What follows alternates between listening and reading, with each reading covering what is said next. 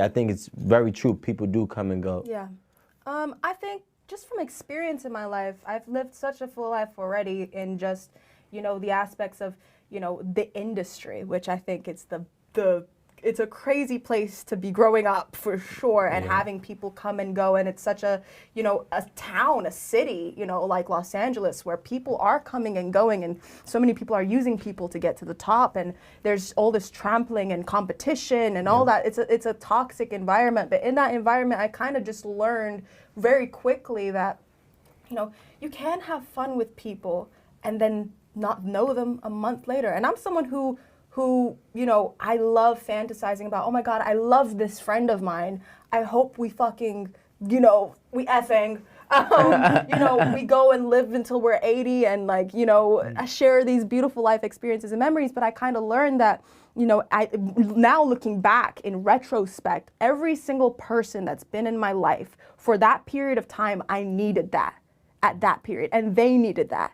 We both mutually needed each other at that point in time. And it really changes your kind of perspective on, people. I think you need certain energies at certain times. I think people do teach you lessons. It's kind of that kind of ideology of everything kind of happens for a reason. And letting things also flow in your life, not being married to, a certain version even of yourself, let alone other people. Everyone's growing every single day. I like to say, and I said this morning, it was like, tomorrow I might be a completely updated new version of myself, and I have to fall in love with myself all over again. Like every day I have to carry myself, and even though I'm not the same person I was yesterday, but I still love myself yesterday, and I'm still gonna love myself tomorrow, whoever that may be, being confident in that moment of whoever you are in that moment, but knowing that you are constantly changing. That's the big thing in life. The one guarantee is that everything is going to change. So how is it? So I lived in LA. Yeah. I lived in LA. I've been to LA. I even lived bi-coastal, where I lived in LA and New Jersey. Oh wow. Okay. Yeah. What happened? First of all, me personally, I would never live in LA. Oh really? I would never live. It's a place to have fun. It's a place to do business. For me. My opinion. Totally. So, which brings me to, and I'm just bringing my personal experiences and then asking you this question with my personal experiences. Do you feel as if maybe, because I believe that people do come and go. I'm not going to disagree with you, but I don't believe that people come and go so frequently. And in LA, it does. In LA, yeah. I lived there. I know exactly what you're talking about. Yeah. I've been there. I've experienced. I know it. You know what I'm saying? Yeah. So what I'm asking you is, do you feel like you might have a different outlook on life depending on where you're actually, living and where you're actually surrounding yourself with? Well, I mean, I did live in London for like 15 years, my first 15 years of my life, and I kind of saw the same thing. I think, whether it's a short period or long period, it's still a period in your life. And I think it's more so like, look, if it does happen for a lifetime, that's incredible, right? But just being present in that moment and enjoying what you have now is all you can do. I think just we're so obsessed with the future of am I going to be with this person forever? What's going to happen tomorrow? The whole planet could just be destroyed tomorrow. You don't know. Yep. But I think, so many people say live in the present, and I feel like we all are like, okay, yeah, sure, child. Like we don't care, right? But I really learned you actually have to, there is no other moment but now. And I kind of saw a different perspective of like, the future is kind of coming towards you. You're not like running towards the future. And the same with the past. The past literally doesn't exist. Past, yeah. It's the only place the past exists is in your mind. So I think holding on again, so many people hold on to relationships and just people in general just because of, oh my God, I went through this trauma with this person, or which is trauma bonding, or I went through, these memories, we shared these memories. But I think sometimes you close yourself off to new experiences by being married to someone that you no longer connect with. Yeah. I think as long as the connection's there, hey, if that lasts 5 years, 70 years, 100 years. I'm not gonna. Go for I'm it. not. No, I don't condone that. I was with you. You lost me on that, and that's what I think is because that's That's one of the main issues. What's the issue? See, living momentarily is cool. And actually, it is definitely conducive to the future. Right? Whatever you do right now can shapeshift and alter, negative or positive. Yeah. But when you live too presently, and there is, like, this is the oldest saying, I didn't make this up. Yeah. Too much of anything is bad. Oh, it has to be a Right? balance. Yeah, for sure. So, like, too presently and, you know, enjoying the moment and the lifestyle will actually hinder all of what you could truly want later.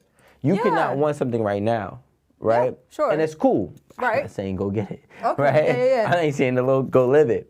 But when you're two in the mix, something that you have an idea of later, you can actually ruin or make it a lot harder to go get that later on. Like, you know, it's like if I want... Give me an example. I'll give you an example. Let's say if I want to be a professional basketball player. This is a reach, right? Not the reach. Right, it's a reach. I mean, 5'10", we might both be... I'm gonna just take the football, right? So let's say if I wanted to be a professional basketball player, right?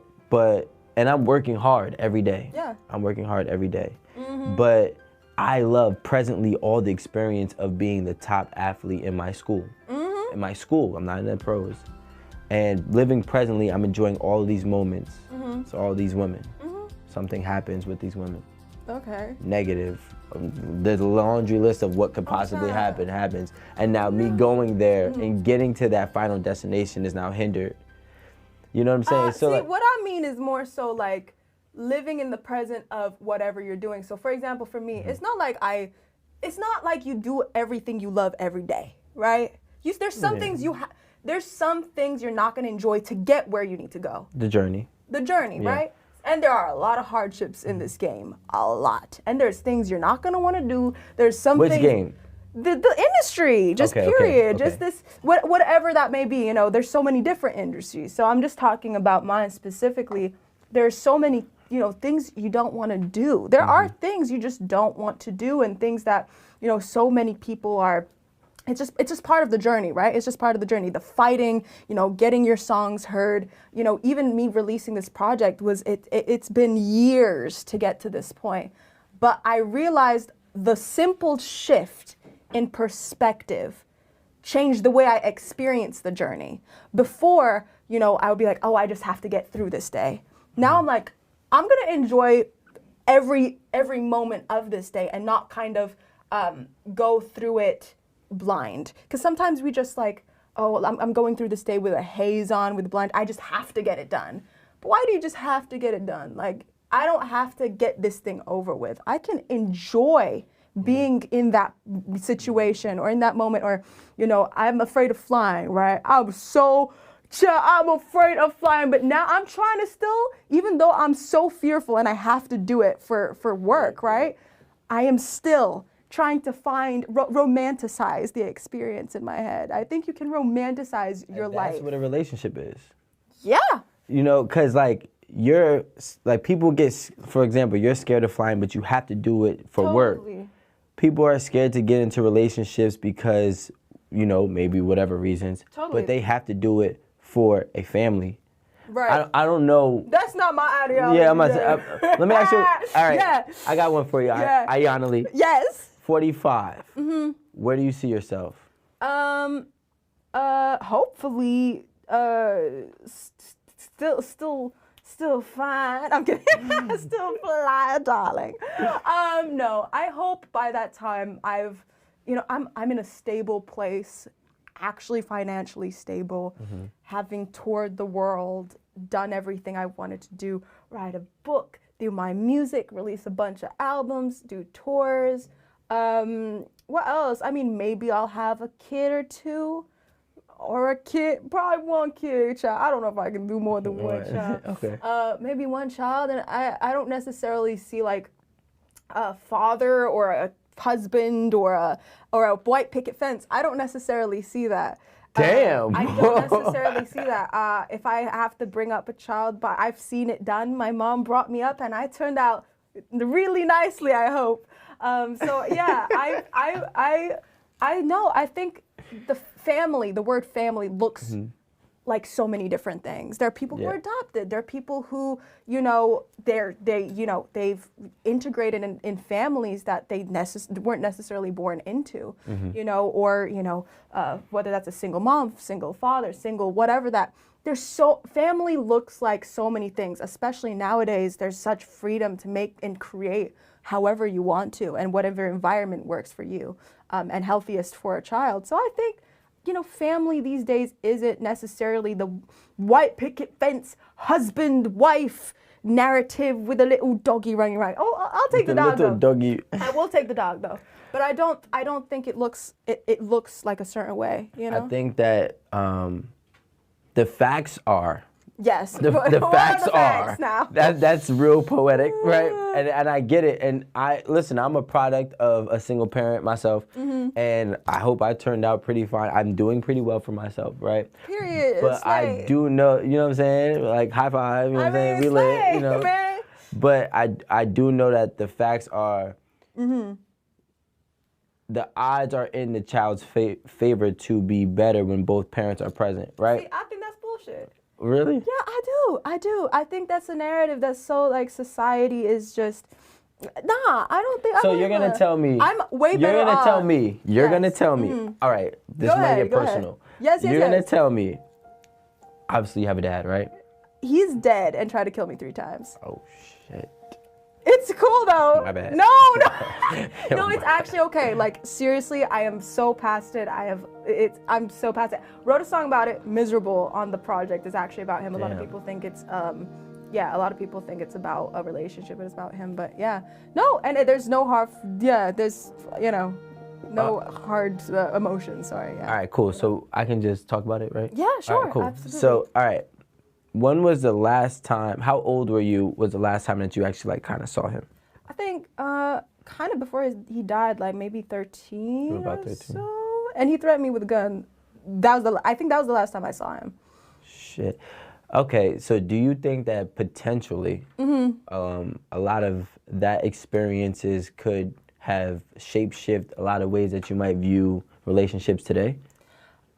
I don't think, weirdly enough, I don't think that's the one that shifted my perspective. I think the outside kind of friendships and other things I saw in life were that. I think that more so just made me realize things like that don't have to be held over my head for the rest of my life. You know what I mean? Because I think so many people go through traumas and they think that they have to carry that with them for the rest of their life. And society kind of also puts that in your head of like, you are really messed up and you are gonna be. I think therapy's great. I think talking to whether that's your mom, your parent, or a friend, just talking through these emotions and experiences is so important, and just getting that out there. For me, it was music. For me, I will write something and I will put it in a song, and that's how I purge my emotions. But again, just not having that experience hinder my life, no, it's not my fault. You turned it around. Yeah, you turned it around and used it as positive motivation. Yes, which is great. It's something, and I think that a lot of people do that, which is the determining factor between the two. But I do think that if we had to choose, right? I'd still choose this. That's the funny thing. If we had to choose, it would be a little bit different. I don't know if it would be. I think for me, I wouldn't be as strong or. I agree. Listen, I agree on that. I so, agree. And also, like even just with my single mom, because she was so strong and she's been through a revolution and taking bullets out of people's arms, and then, not speaking a word of English, moving to England, being homeless, to then becoming a #1 17 times platinum songwriter. That inspired me so much that she did that all by herself, that it's like, to me, there's no excuses to really even to fail or to let experiences or trauma hold me over when she's been through a war. But see, and this is one thing that I struggle with, and I have a very similar story to you, and people know at the table that I talk about being raised on survival, which I can see that you probably were too, right? Based on what you told me. Well, I mean, look, I think she went through those hardships so I didn't have to. I'm going to be very honest. Yeah, but you still went through hardships yourself. I did. I really did. Like later on, especially when I got to LA, we lost everything. But she really worked her butt off so I could be provided for and have a good childhood. So that's why I'm saying I wouldn't have it any other way, because she made sure that I would be okay. But I understand that, and this is what I'm hearing. You appreciate your journey so much because you look at it as the glass half full rather than half empty. Totally. I'm telling you, there's a lot of people in this world that will not be as strong as us. And Right. it could be our children. Right. So even though you may have been able to do it and your mom may have been able to do it, that does not necessarily mean that your child could walk around without a father figure. I think it's the way you raise them, because it's the same thing about saying like. But yours is different. You got to think about it. Like, think about it for a second. When you're like, okay, cool. If you brought another child into this world without a parent, without the other parent, right? That other parent, let's just say you and them just don't work. I don't want to put like a crazy thing on it. Like, you have a very extreme one, right? So I don't want I don't know if I can match that. So let's just say like, you and the other parent doesn't work. The parent just decides not to be there, not to be present. Yours is a little bit different because I feel like, me personally, when somebody's trying to harm you, you really, like, I would hope that you as a kid can find a way to get over that hump in your life and use it as positive motivation. But when you have that question mark, right, the question mark of why doesn't this work, that question mark of why isn't there. Well, it's up to the parent to tell you why and show you the rights and the wrongs and just explain why, because I feel like in life people are like, that's wrong and that's right, but why is it that way, you know what I mean? And why does these things have to, again, I think we're educated in a sense to kind of make us feel like we should be crippled by these experiences forever. And when Not it doesn't, forever, a lot of times, forever, I mean, it should have an emotional effect to the point where you can't function. Yeah. I've had people be like, are you okay? Like, oh my God, like, We're like, are I'm you fine. okay? I truly can say that I'm fine. And I'm not saying that's everybody, right? Everyone's very different. And how they process things are very different. But I think having my mom and being able to talk to her and being open, which I think it's so important for people to talk, just let it out. I think that's just pivotal. And again, it's the way I think you raise your children as well. And I mean, there's so many same-sex marriages, like, and they raise children, and that's the same. To me, it's like that's a family. You know what I mean? Like, a family doesn't have to be a heterosexual couple. It doesn't have to be a guy and a girl. It can be two girls. It can be two guys. I have seen it. It's beautiful. I think in this world, just normalizing how the different shades of what a family can be. Yeah. I mean, I was really speaking of father because I was just naturally thinking heterosexual, but I was really just, in a sense, right? Now that you brought that up, I'm just thinking about two parents. Got you. Okay. And when you have two parents, I know, the numbers is just, and I've watched a lot of people lose a lot of things because they weren't mentally strong enough to deal with the lack of. Right. And I feel like the odds are, it's a beautiful thing and listen, I'm not knocking nobody that makes it out, and I'm happy because I'm with you. We in the same group, you know what I'm saying? But I just think that, like for me, and look, I'll give you a personal, real ass experience. Sure. I have the girl that I initially got pregnant, that is the mother of my child, that I am with, is from Los Angeles, right? And at that point in time, while she was pregnant, me and her, I was not like, this wasn't what we were supposed to be doing, Right. So I wasn't really signed up for any of it. But I was like, at the same time, I know, like, I've watched, like, for example, my sister, I'm perfectly fine. I'm doing great for my life. My sister went through a lot of hardships without both parents. But see, you know what I think it is? Sorry, okay. Sorry, I don't want to interrupt you. No, it's cool. But I think also it's like the chances, even with both parents, how many people are struggling with mental health, even with both parents, or have chaos because their parents are constantly fighting or in a toxic environment. Well, I don't think that should be it either. Like, but that's what I'm saying. I think the chances of you having a stable child that's completely perfect, not perfect, or like, handling things, I think trauma it even comes with two parents. That's what I'm saying. I think it's like because I have so many people who are victim of just having two parents who fought all the time, or divorce, or things that people go through that are so hard. I think it comes with single parents and parents that are both there. But this is the main thing, and I agree with you. The main core that I'm trying to convey is that, in my opinion, this is my opinion. Sure, yeah. A single parent and a bad couple is both detrimental. Oh, 1,000%. But like, well, not the single parent. I don't agree with that. I think a single parent is detrimental, but it's up to the kid to determine their life, their strengths, and that's when it's completely out of the parent's hands. So you can't teach strength.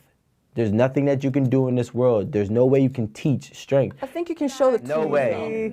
Want a man, so a man will not be able to teach you how to be a man. A woman will teach you how a woman wants a man. But that's correct. No, that's correct. I disagree with that 100%. No, I because don't. there's many different reasons. We're gonna agree to disagree on this one. There's many different reasons on why that doesn't work, and we have a lot of.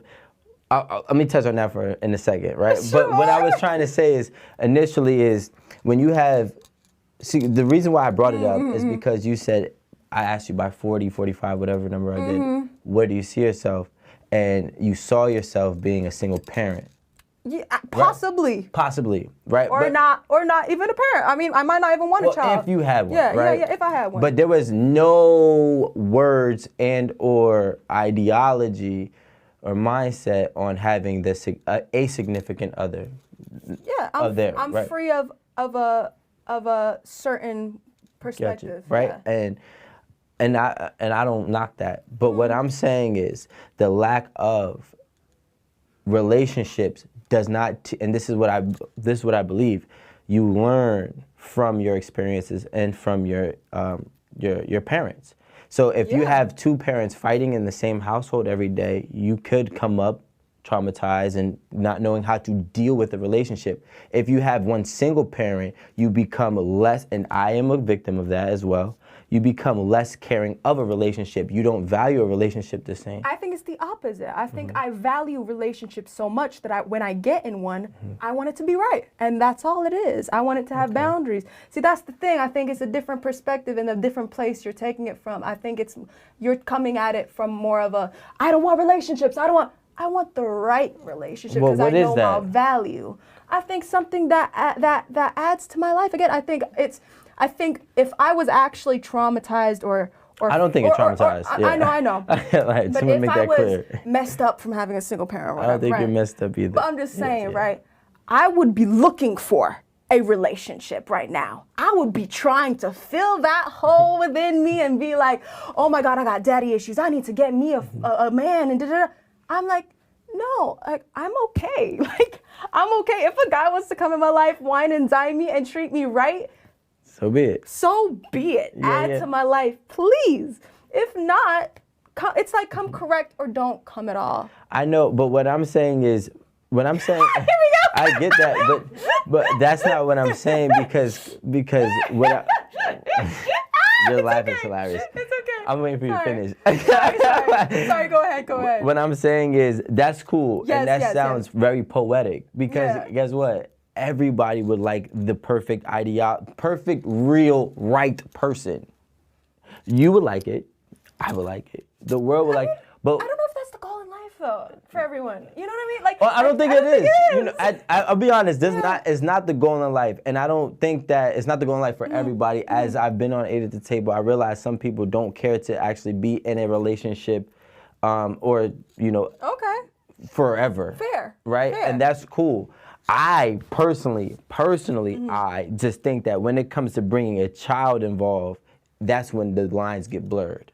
Because it's not about you anymore. Agree to disagree, child. Yeah, it's just not about you anymore. But that's my point. It's not about you anymore. So you have to raise the kid however it's healthy for you to raise that kid. Or whatever environment it's good for you. If you're in a relationship, right, with a guy, let me say I'm in a relationship with a guy, just for the kid, right, for the kid to have both parents. And I know mentally that's not right for me. And it's gonna mess with me, and it's gonna end up being fights. It's gonna end up being me not able to be 100% on the kid because I'm focusing on two people actually, instead of just raising this kid and trying to be like two separate beliefs, two separate foods, to me, in my world, right, just in my perspective, that is confusing as hell. I don't even know how people are brought up by two parents. But that's the world I live in. That's how I am. And that's how I would raise a kid, just because I know how what's healthy for me. Yeah. I think everyone has to do what's healthy mentally for them to have the capability to raise that child. Because not everyone's environment is the same. Like, I might thrive being single, right? And then as soon as I get in a relationship, I might be the messiest, crippled, crazy person. So me, right now, having a relationship will probably be detrimental to my I'm not life. saying right now, but what I'm saying is you keep saying you. And that's because I can only speak from my perspective. No, I can get only that. speak from my I get that. But all I'm saying is understand that when the child comes involved, it's not always about you. That's but that's the point. That's the point. You have to do what's right for the child. And what's right for me is gonna be right for the child. And that's not true, because sometimes being single will kill that child's whole shit. Why? Like, because you gotta. Wouldn't it be inspirational? I mean, let me ask you a question. Now let's be realistic, right? How many people do you know have been brought up a certain way and they struggle from how they were brought up? Yeah, a lot of people struggle. Okay, so no. Listen to how I'm saying. Listen to what I'm saying. Answer it. How many people do you know were brought up a certain way? Sure. And struggle with how they were brought up today or for a long period of time of their life? So many people struggle with, whether that's beliefs or whether that's with their sexuality or because of the ideologies of their parents. Yeah, 1,000%. I don't want to go into the sex choice unless it has to deal with the parents. I would. Yeah. Because I want to stay on topic, but that does kind of stay on topic, right? Mm-hmm. So when we think about that, and you know how many people, I believe that you are one of the people who are able to be strong enough to tackle that hurdle. But I don't think it's a hurdle to tackle. What is that's it the thing. then? That's my point. There was no obstacle. I lived a great life. That's my point. I didn't say you didn't. No, I'm just saying, like, for me, it worked. For me, okay? Yeah. For me, I think, and again, I think the world's principles and putting rules on how someone's supposed to, it's the same thing like a doctor prescribing the same medicine to each person who comes in with different symptoms.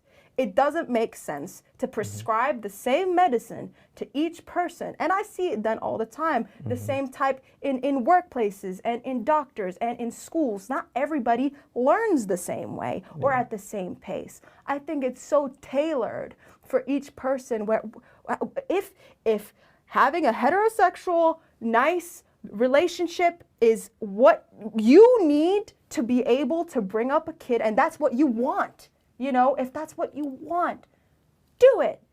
Not for everybody. I had a guy who was raised by just his mother, and he is one of the manliest men I have ever... Sit next to him. No. You're sitting next to him. But what I'm saying is, out of all the people that I know, that's very few far in between. But how many people raised by both parents are really messed up?